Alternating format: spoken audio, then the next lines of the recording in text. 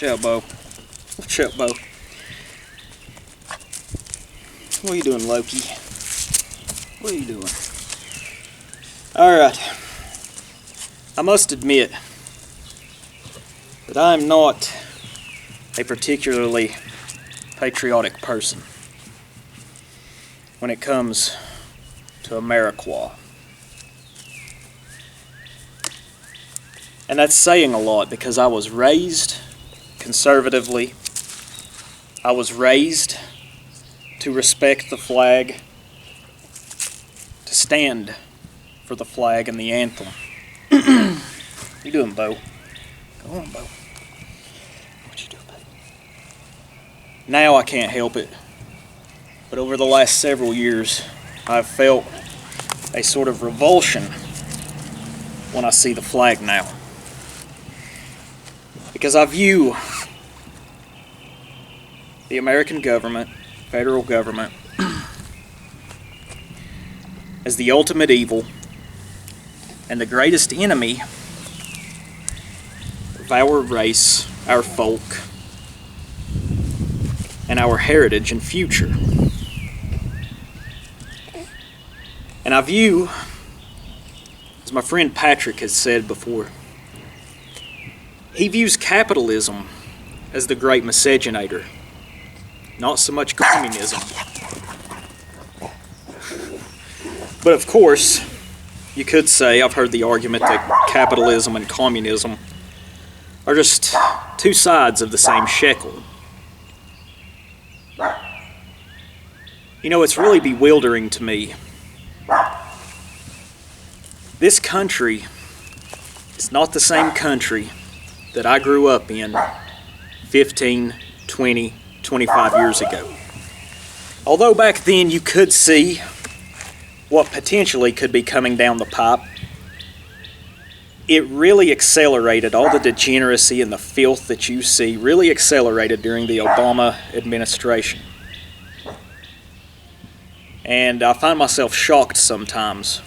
And I also find myself sometimes afraid of the world that my young'un here could grow up in.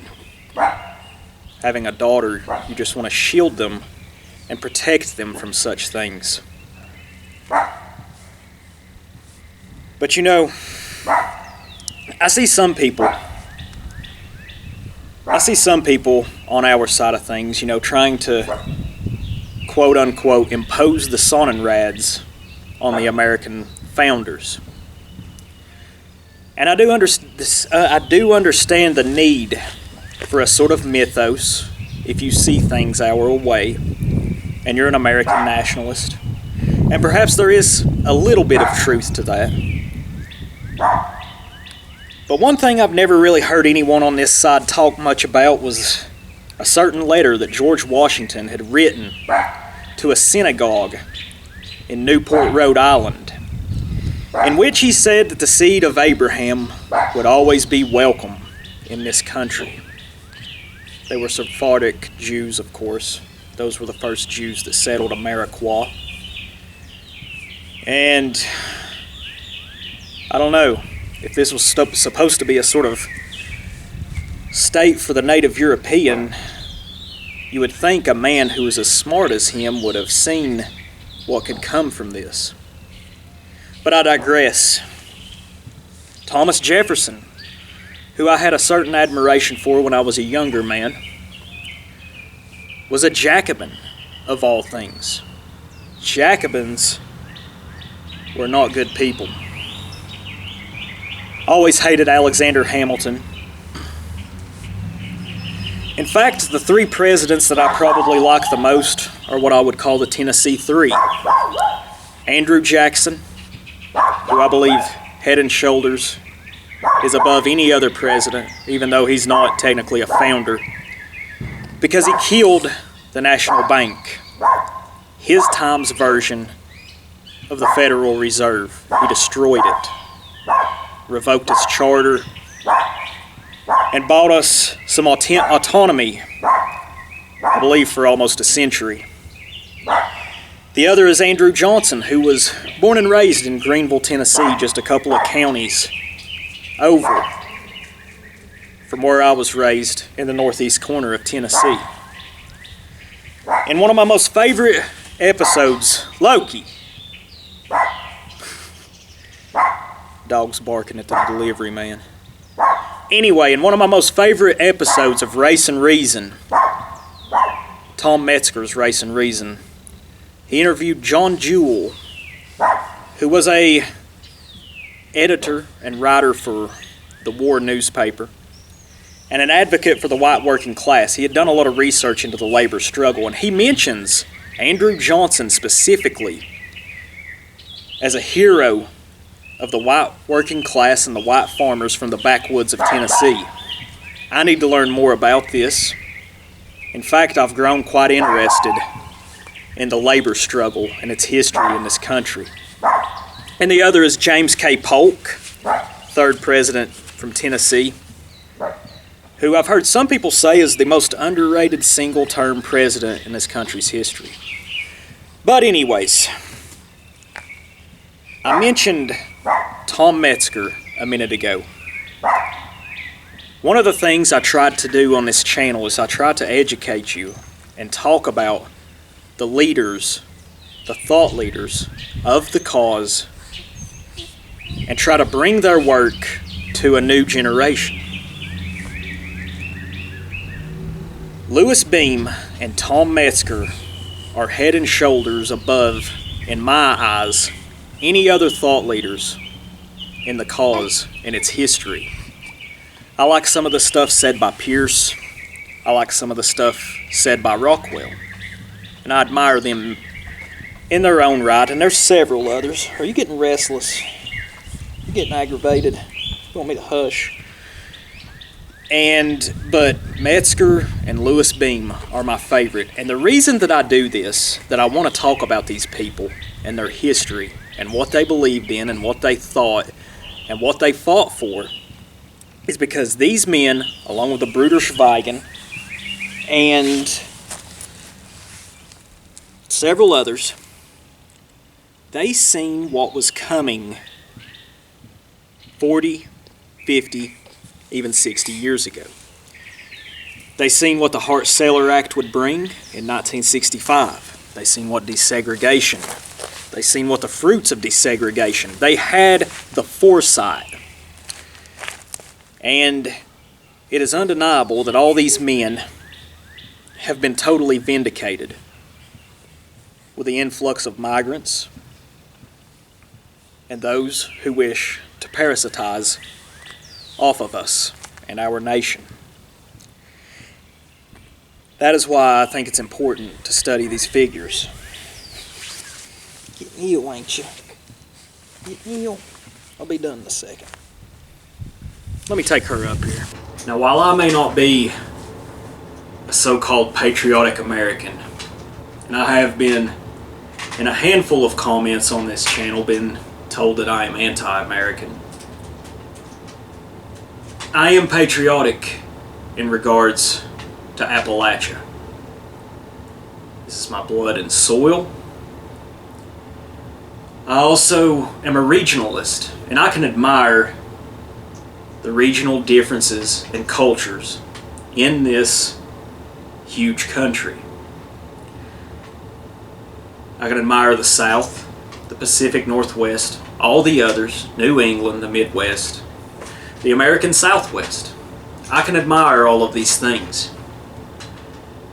And my honest opinion is that I think there should be a sort of balkanization. That would be the best. Well, I'm not going to say it's going to be the best because there's so much speculation into this, and really it's hard to tell what could happen, what would happen.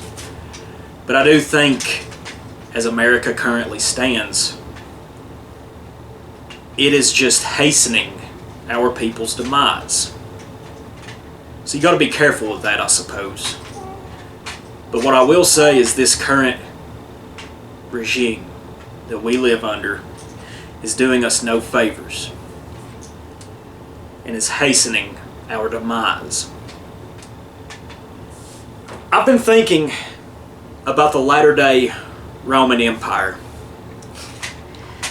And what inspired me to make this video was a comment I had received on one of my previous videos from my friend Russ.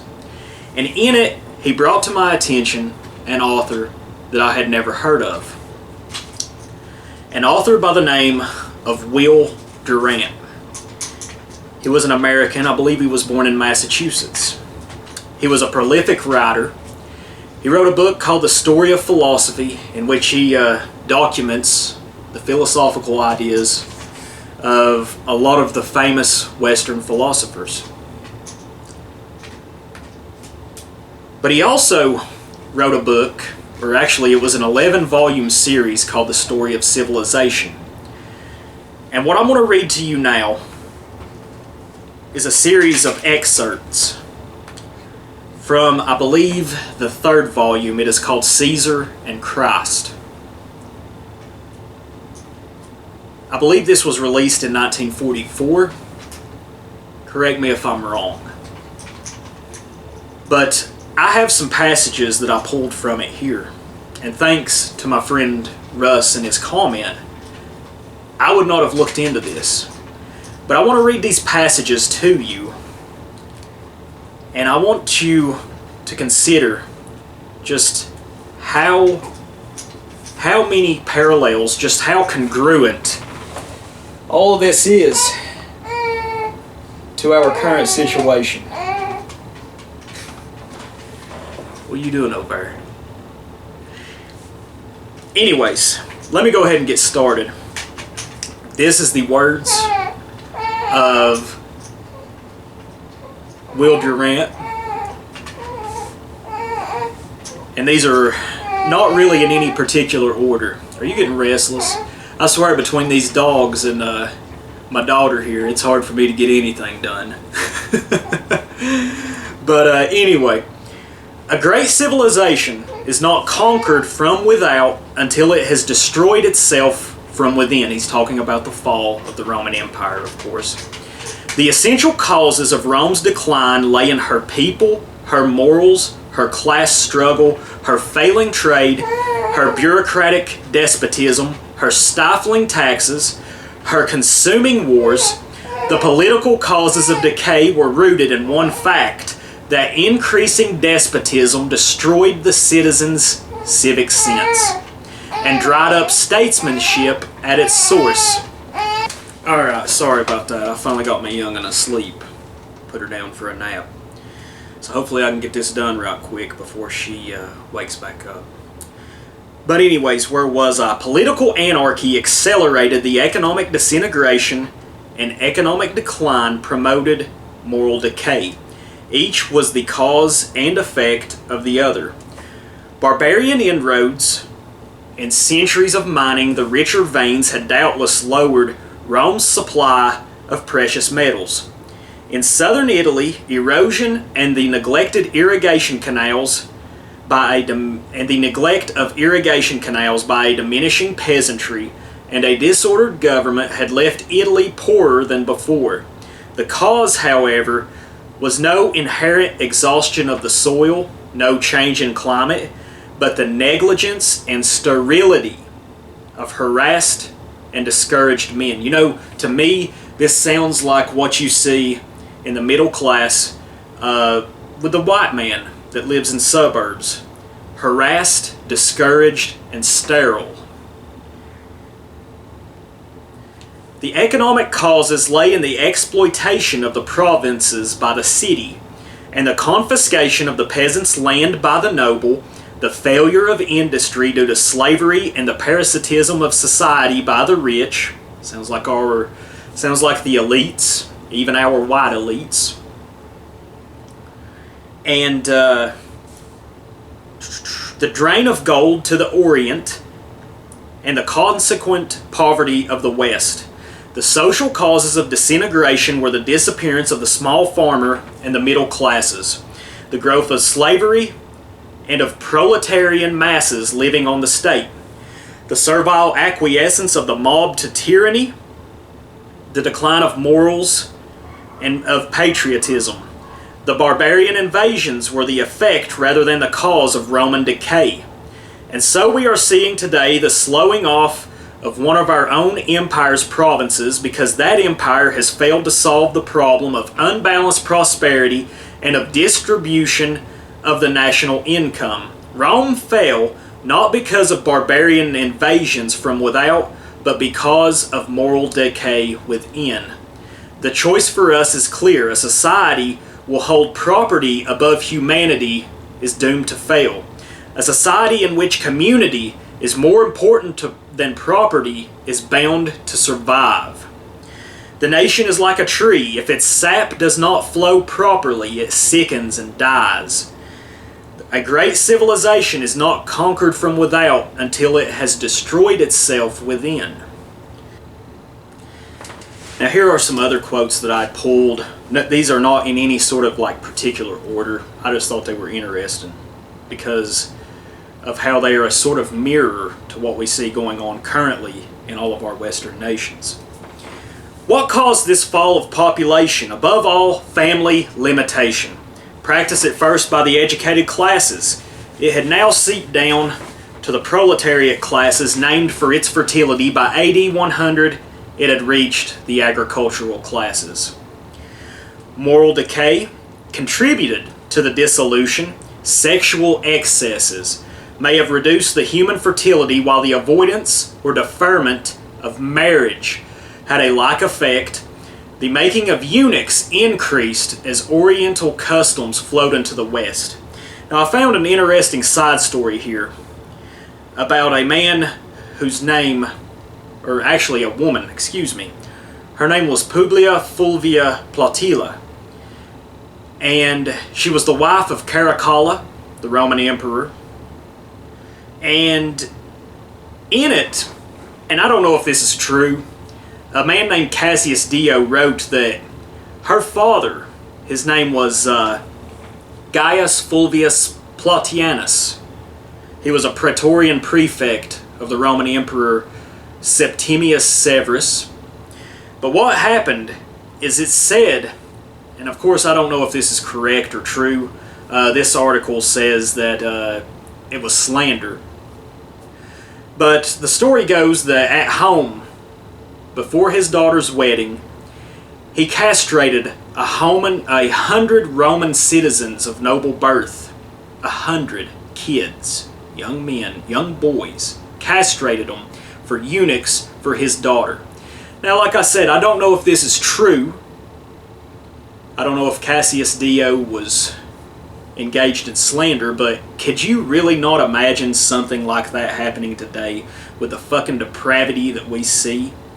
With, parents allowing their children to lop off their genitalia or take hormones. The parallels are quite staggering. Whether or not this story is true, I'm not sure. But let me go back here. The virile character that had been formed by arduous simplicities and a supporting faith relaxed in the sunshine of wealth and the freedom of unbelief. Men had now, especially in the upper and middle classes, the means to yield to temptation and only expediency to restrain them. Urban congestion multiplied contacts, and immigration brought together hundreds of cultures whose differences rubbed themselves into indifference. That's what we see today. Moral and aesthetic standards were lowered by the magnetism of the mass. Sex ran riot in freedom, while political liberty decayed. So in conclusion, I want to close out with another quote from Louis Beam. In this speech,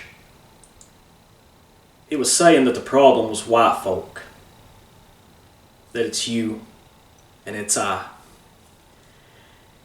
It's our not loving enough, not caring enough, and I'm going to interject this myself, for when the time is right, it's not hating enough. Although I don't view love and hate as all that different.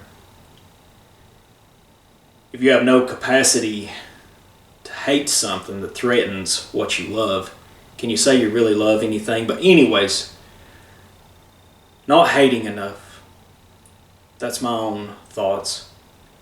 But he said that this sort of lackadaisical attitude has given this land to its enemies.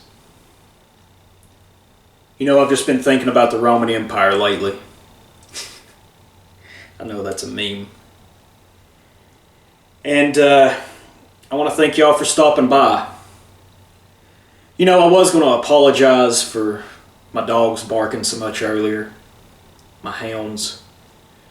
And my daughter being a little fussy. But you know what? Fuck that. I'm not apologizing for anything because I'm over here doing what I'm supposed to be doing. And if you don't like it, well, you can go watch some of these other more polished or professional grade streamers. You know, go over there and watch their stuff. I could care less. I don't want you here. And if you want to hear what I've got to say, well, you're just going to have to bear with it. Because I'm over here, I'm a busy man. And just been thinking about the Roman Empire and all the parallels that we see today. I want to thank y'all for watching. Bye-bye.